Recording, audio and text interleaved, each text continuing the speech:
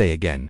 Control, we just lost you. I repeat, we lost you. The pilot's voice cracked through the static. Sharp but controlled, the kind of voice trained never to panic, even when everything was slipping out of control at 30,000 feet above the open ocean. Then not the kind of silence that feels peaceful, but the kind that feels wrong, heavy, like the air itself is holding its breath. Inside the commercial cabin, the hum of engines continued as if nothing had changed.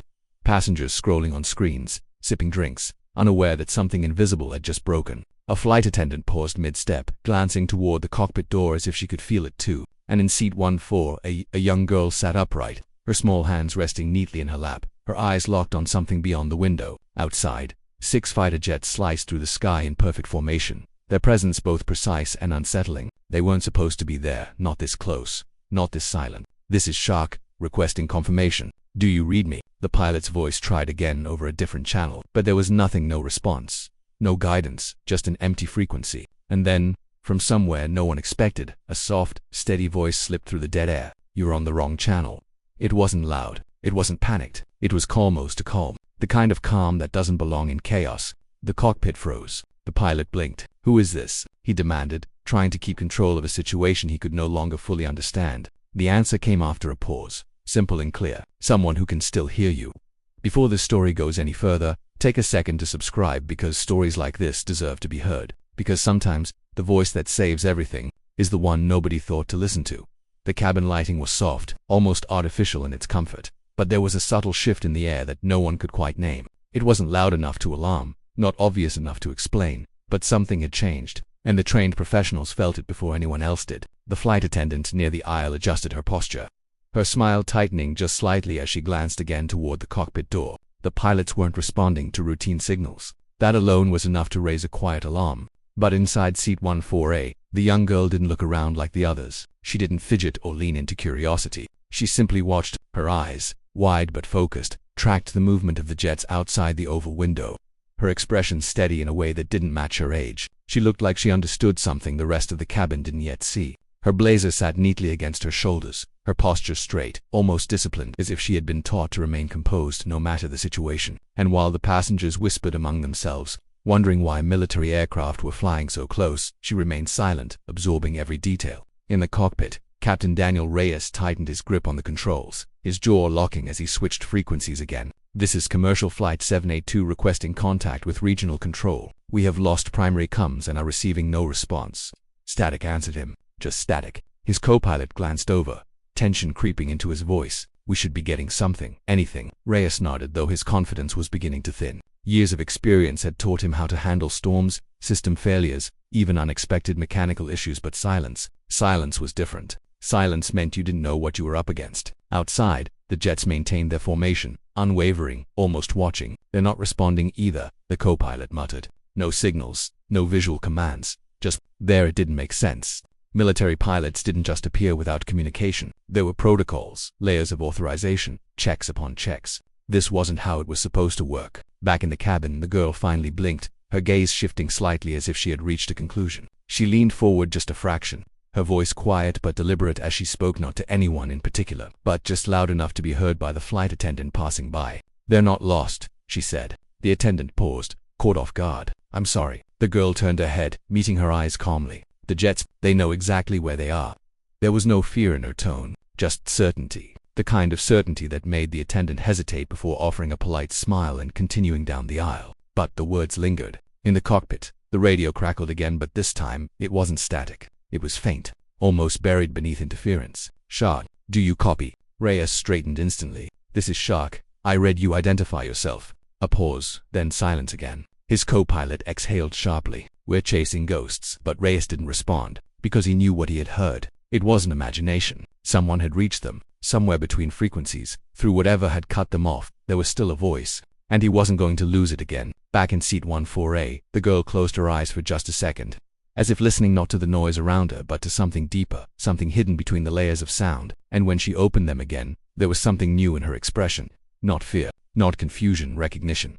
The tension didn't explode all at once. It crept in slowly, like a shadow stretching across the cabin, unnoticed until it was too late to ignore. The flight attendants began moving more deliberately now, their smiles thinner, their eyes sharper as they exchanged quiet glances. Something was wrong, and while they couldn't announce it, they couldn't hide it either. Passengers started to feel it. Conversations grew quieter. A few heads turned toward the windows, noticing the jets more clearly now. Their formation too tight, too intentional, to be routine. In the cockpit, Captain Reyes leaned closer to the console, adjusting dials with careful precision, his focus absolute. "We had contact," he said firmly, as if saying it out loud would make it more real. "Someone broke through." His co-pilot shook his head slightly. "Or something glitched. We've got interference across all bands." "It could have been a fragment, a reflection." "No," Reyes cut in, his voice steady but unyielding. "That was a voice." The difference mattered, because a glitch didn't guide you, a glitch didn't respond. And whatever they had heard, it had answered. Back in the cabin, the girl shifted slightly in her seat, her fingers tightening just a little against the armrest. For the first time, there was a flicker of something beneath her compressor, building quietly beneath the surface. She glanced around, taking in the unaware passengers, the subtle fear beginning to ripple through them, and then she looked back out the window. The jets hadn't moved. They were still there, still watching, still silent. "They're waiting," she whispered to herself. Her voice was barely audible, but it carried weight, because she didn't say it like a guess. She said it like a fact. A man seated across the aisle glanced at her, frowning slightly. "Waiting for what?" he asked, half curious, half dismissive. The girl didn't answer immediately. She just looked at him for a moment, her expression unreadable. Then she turned back to the window. "For someone to speak," she said softly. The man scoffed under his breath, shaking his head as if brushing off a child's imagination. But something about the way she said it lingered. In the cockpit, Reyes made a decision. It wasn't by the book. It wasn't something he had been trained to do. But training didn't cover silence like this. He switched to an emergency frequency, one rarely used, one that cut through layers of interference meant for worst-case scenarios. He hesitated for just a second, then pressed transmit. "This is Shot," he said, his voice controlled but edged with urgency. "If anyone can hear me, respond immediately. We are experiencing total comms failure and unidentified military presence. I repeat, this is Shot to you, copy." The silence that followed felt longer this time. He stared at the panel, waiting, willing something to come through. And then, "You're still not aligned."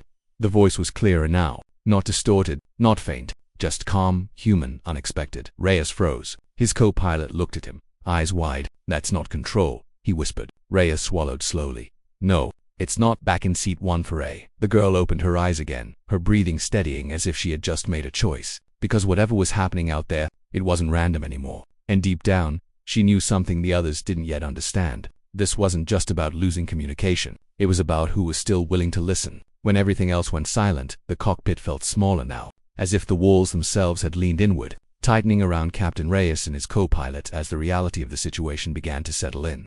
This was no longer a simple communication failure, no longer something that could be solved with a checklist or a reset procedure. This was something unknown, something that didn't follow the rules they had spent their entire careers mastering. And for the first time in years, Reyes felt that quiet, creeping uncertainty pressing against his chest. Not panic, not yet, but something close enough to make his next breath feel heavier. "Say that again," he said into the radio, his voice steady but sharpened by focus. "Identify yourself and repeat your last transmission." And for a moment there was nothing, just the low hum of the aircraft systems and the distant roar of engines slicing through the sky, until the voice returned. Softer this time, but unmistakably clear. "You're not following the right path," it said. And there was no urgency in it, no fear, just calm precision. Like someone giving instructions they knew would be understood eventually. Reyes exchanged a glance with his co-pilot, both of them realizing the same thing at once. This voice wasn't guessing. It wasn't random interference. It was responding directly to them, guiding them. And that realization shifted something inside Reyes. Because now the question wasn't whether they were alone in the silence. It was who else was there with them, and why. Back in the cabin, the young girl straightened slightly, her eyes closing again for a brief moment as if aligning herself with something invisible, her breathing slow and controlled. And when she opened them, there was a quiet determination there, something stronger than before, because now she wasn't just observing anymore, she was understanding. She leaned forward just slightly, her voice barely above a whisper. "He's trying to reach you," she said,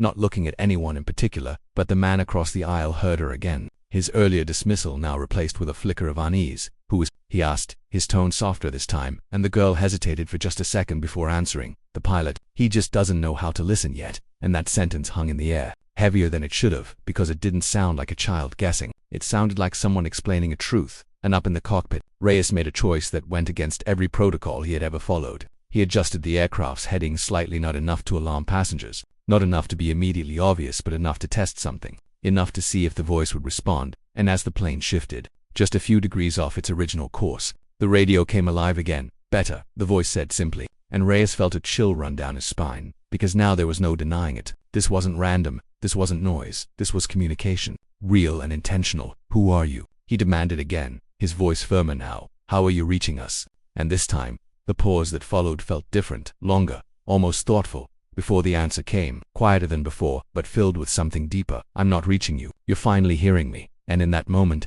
something shifted completely, not just in the cockpit, but throughout the entire aircraft, because even without understanding the full picture, Reyes realized something critical. Control wasn't coming back anytime soon. Whatever system had gone silent wasn't going to fix itself, and the only guidance they had left was coming from a voice they didn't understand, and that meant trusting something outside the rules, something unpredictable, something that required a different kind of courage. Back in seat 1 for a... The girl's fingers tightened slightly as she looked out at the jets again, her eyes narrowing just a fraction as if seeing beyond their formation, beyond their presence. "They're not here to stop us," she whispered, almost to herself. "They're here to make sure we don't make the wrong move." And this time, even the man across the aisle didn't interrupt her, because something about the way she spoke that made it hard to ignore. And as the plane continued forward, guided not by control towers or confirmed signals but by a fragile, invisible connection between a pilot and a voice in the silence, the situation reached a point where there was no going back, no resetting, no returning to how things were before, because now, every decision mattered more than ever.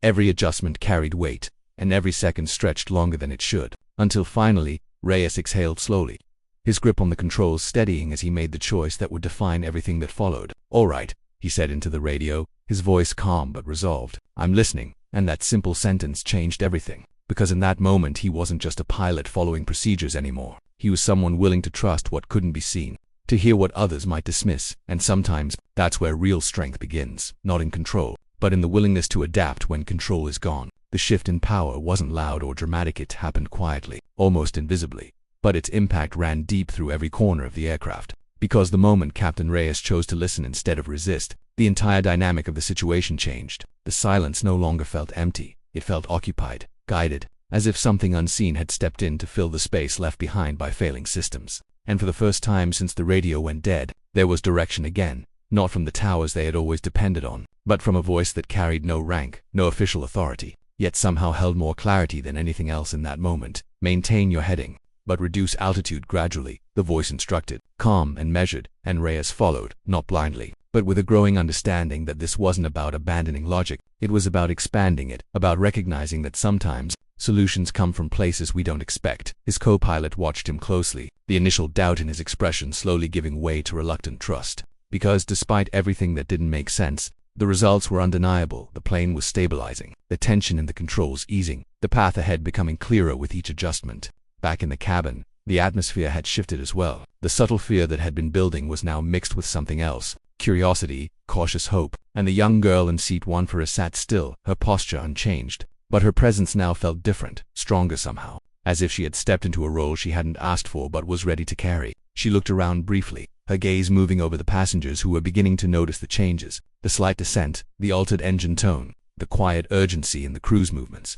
And then she returned her focus to the window, where the jets had begun to adjust their formation, no longer just watching, but moving in sync with the plane, almost like an escort. "They're responding," she murmured, her voice calm, and this time, no one questioned her, because now, even those who didn't understand could feel that something was guiding them, something was working. And in the cockpit, Reyes leaned forward slightly, his voice lower now, more grounded. "Why are you helping us?" he asked into the radio, not out of suspicion, but out of genuine need to understand. And the answer came after a brief pause, softer than before, but carrying a quiet weight. "Because you chose to listen." And those words settled deeply, not just as an explanation, but as a reflection of something bigger, something beyond the immediate crisis.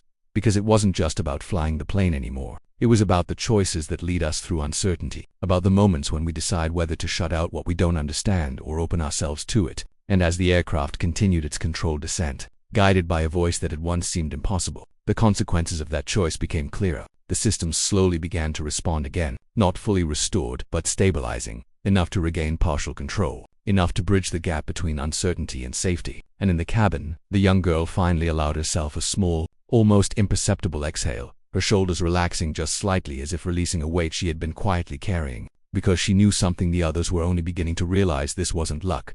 This wasn't coincidence. This was the result of trust, of awareness, of someone choosing to pay attention when it mattered most. And as the plane moved closer to a safe path, the tension that had once filled every corner of the space began to fade, replaced by a quiet understanding that something meaningful had just happened. something that went beyond the mechanics of flight or the procedures of control, something human, something real. And in the cockpit, Reyes glanced out at the horizon, his expression softer now, not because the danger had completely passed, but because he had learned something he wouldn't forget, something that would stay with him long after this flight ended, that sometimes the strongest leaders aren't the ones who always have the answers, but the ones who are willing to hear them from unexpected places. And as the radio settled into a steady hum, the voice no longer speaking but no longer needed in the same way, there was a sense of closer beginning to form, not an ending, but a transition, from fear to understanding, from isolation to connection. And that shift carried a message that extended far beyond the aircraft itself.